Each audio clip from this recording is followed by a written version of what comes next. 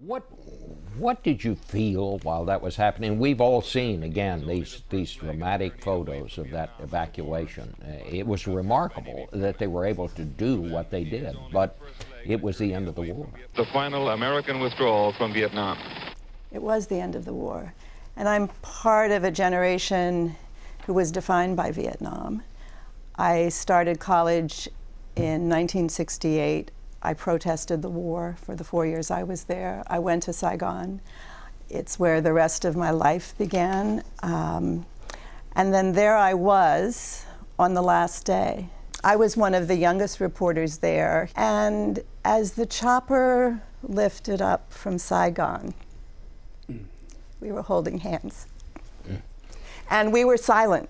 And there was nothing to say. Sometimes in those moments, silence is the truest speech, and we just watched Vietnam recede into the distance. It was over. And Peter, you stayed. You did not leave. Tell us what that was like. You know, I stayed because I'd been sort of there at the beginning.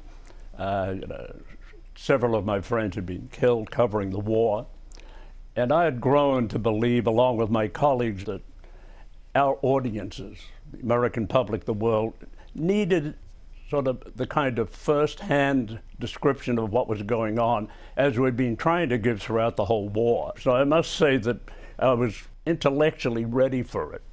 But when I saw the trucks, Russian Molotov trucks, rolling down Tudor Street, loaded with these young communist soldiers with their guns and looking up at the tall buildings, because not many had seen tall buildings in the jungle, it was sort of, I was overcome with an emotion, and I went back up to our office, and it was not easy to write that dispatch that Saigon has fallen.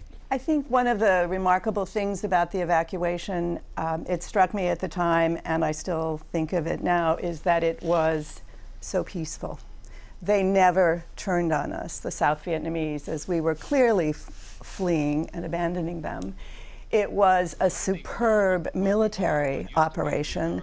The Marines who came in on those choppers for hours to rescue us were stellar. But we knew, as we were waiting to run for the chopper, that the North Vietnamese had surrounded the airport. Any of those choppers could have been shot down with a heat-seeking missile. But the decision had been made not to have a bloodbath, and they were winning. They just wanted us to go.